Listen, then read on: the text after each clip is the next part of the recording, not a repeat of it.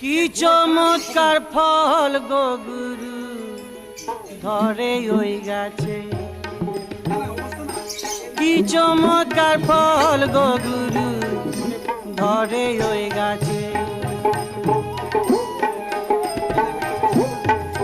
কত কাঁচা হয়ে ঝরে গেছে, কত পাতা হয়ে বাঁচতেছে, কি চমৎকার ফল গো গুরু ধরে ওই গাছে।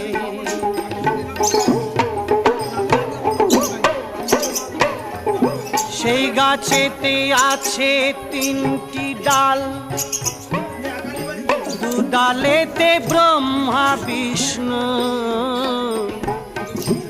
আর এক ডালে কালো ভাই, আর এক ডালে কাল।